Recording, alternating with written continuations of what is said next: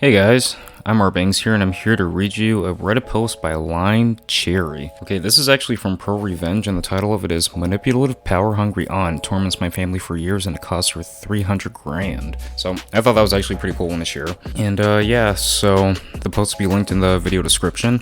And if you'd like to support the channel, liking the video is free as well as subscribing. But alright, I'm stop talking, I'm hop right into it, so enjoy the video guys. Manipulative Power-Hungry Aunt Torments My Family for Years and it costs her $300,000. Dealt with my shitty, manipulative, abusive aunt all my life. Finally got some revenge. The players are myself, my sister, my aunt, my mother, and my cousins. I have good relationships with them now, mostly. My estranged father, who had been living several counties over, is pretty much out of the picture by the time my parents got through divorce when I was 9.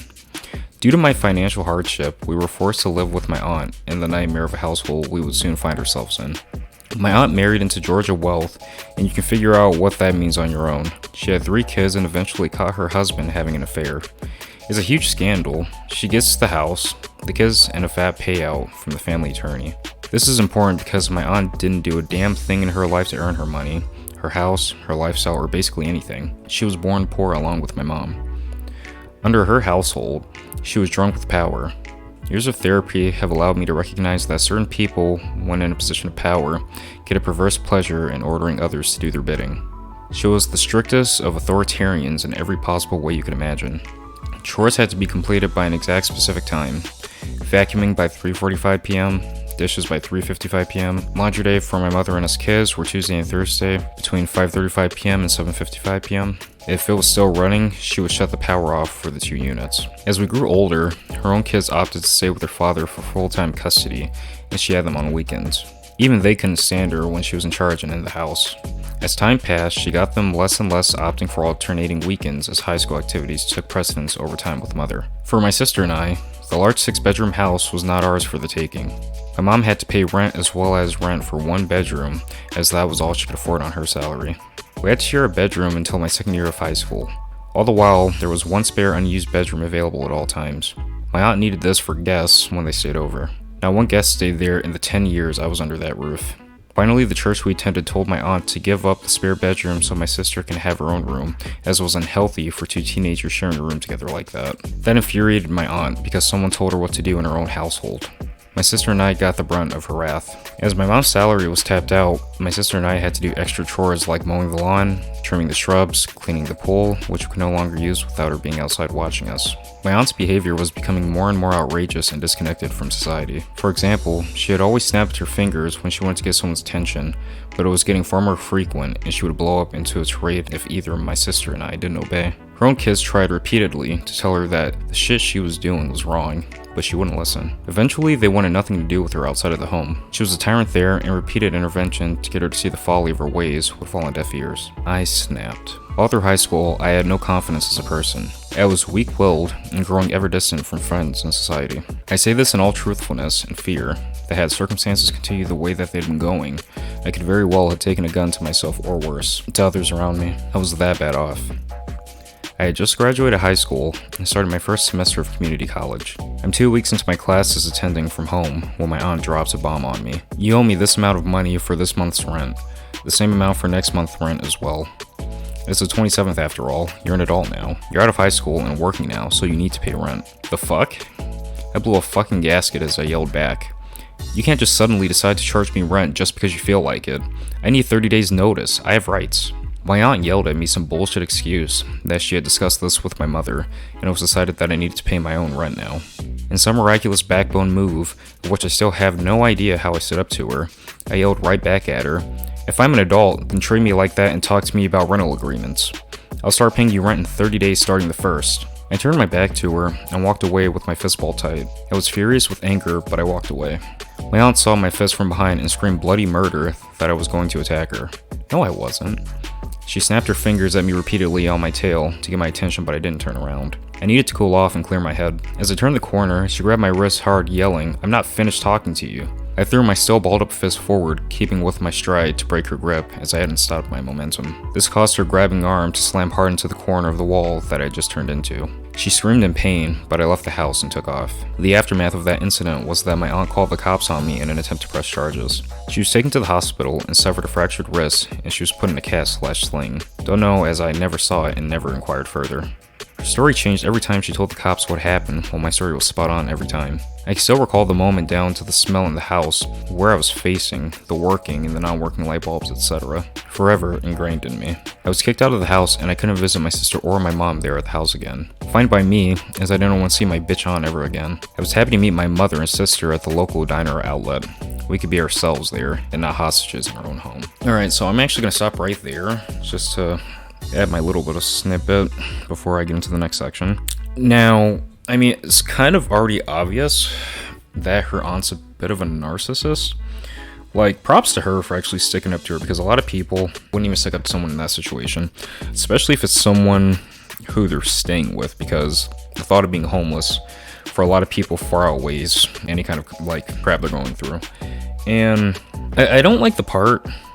It seems like her aunt feels, at least in this part of the story, I don't know if it changes throughout, but at least in this part, it feels like she thinks that like her mom and her sister are beneath her because she didn't inherit the money. She as bad as it sounds, she got lucky that her then husband had an affair and pretty much just bled the man's pockets for it.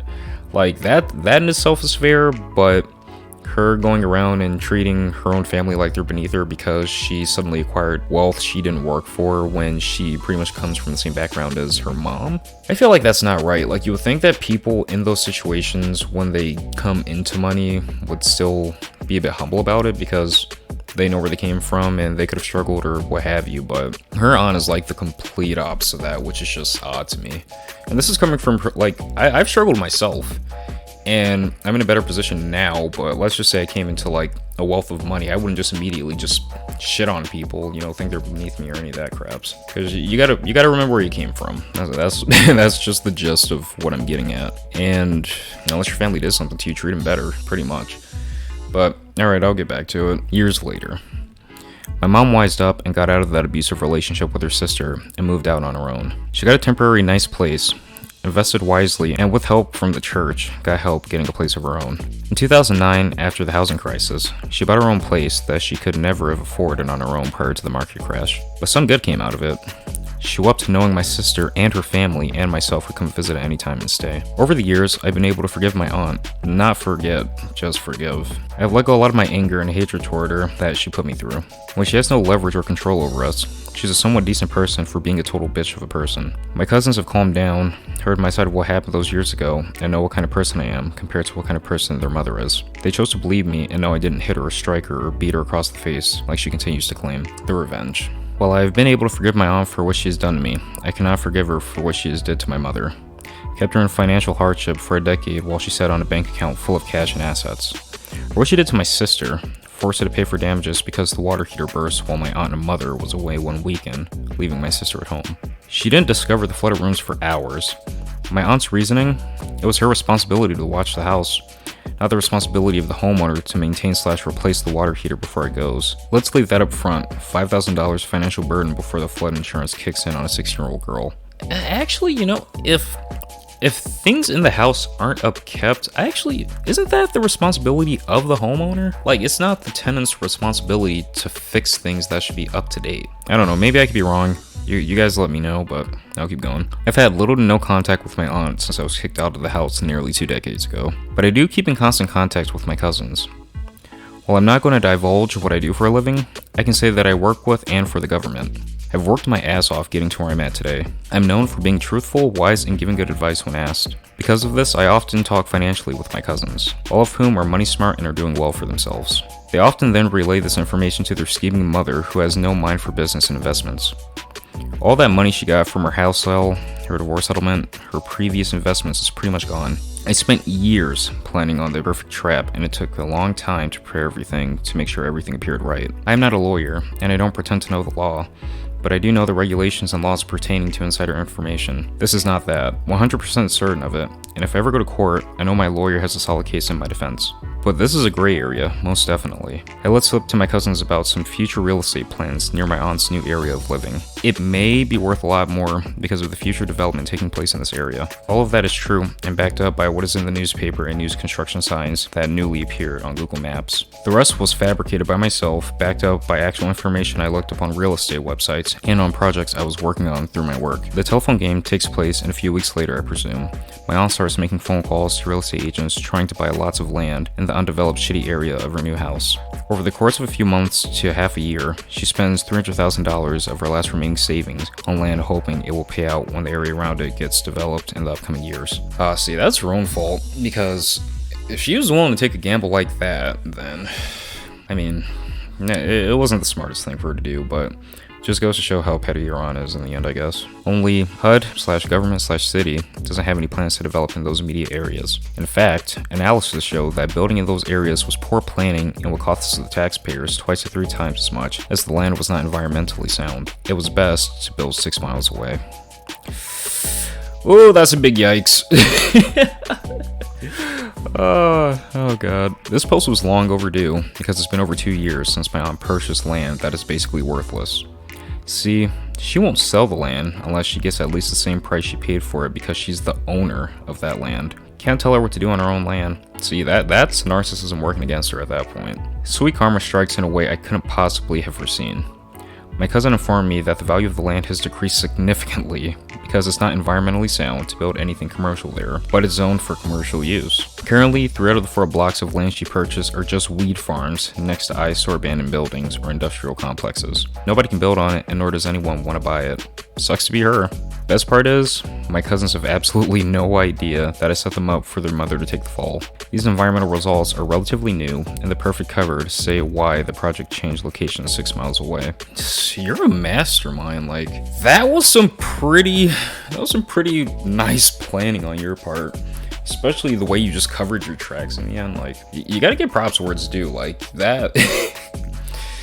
You really stuck it to her, because if she doesn't really have much to fall back on, you pretty much guaranteed she never will, so unless she just somehow gets lucky in the future. So props to you for sticking up to yourself. This was a pretty awesome story. So yeah guys, if you actually want to look at the original post, it's going to be linked down in the video description. And again, if you guys want to support the channel, liking is free, subscribing. Yeah, I'm just ended here, and I'll catch you guys in the next video.